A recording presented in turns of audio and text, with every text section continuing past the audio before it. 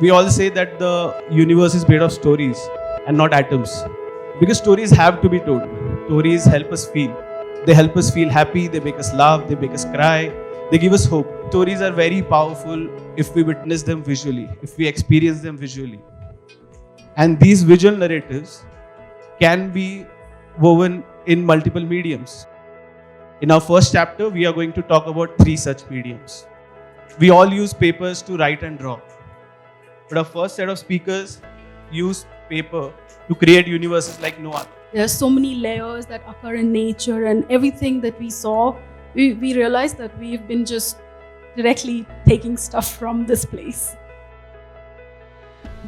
Like our process usually starts with a sketch, and then we would transfer that into like a Duralar or something that we can trace out of, and like then every individual layer is drawn onto separate pieces of paper. People often ask us how we work together. We sort of work together because we distribute our work and then we have our own workspace. We work very differently.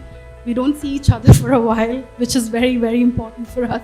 And then we come back when we are assembling the piece, we come together, and that's when the piece comes to fruition.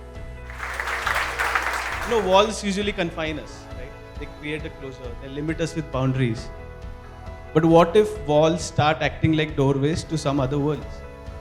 So our next speaker, along with his brother, uses walls as a medium to create larger than life experiences.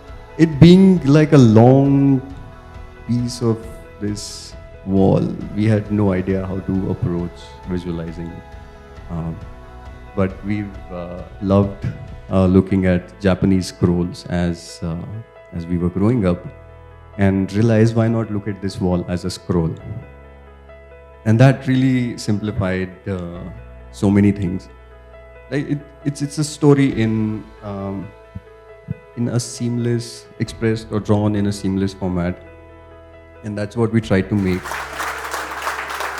We all have grown up reading comics books, right? These illustrations, these stories, they transport us to a world which was imagined by the creators, right? So, but you take a story and you give it to an artist who interprets it in their way, and then you're creating something together. So, for us, that's a huge thing. So, some people say this is about fear. So, when you try to run away from something, that fear will grow bigger and bigger. And if you decide to encounter that fear, it actually becomes smaller and you are not longer scared of that thing. The biggest hurdle that I think we have as creators is we are our own boss, so we don't have a deadline. Helps, like a change of medium and a change of space. Like it gives you a different perspective. Like for us also, like when you say we travel, for us over the years, travel has changed from spaces to people. Like we meet people, we hear interesting stories.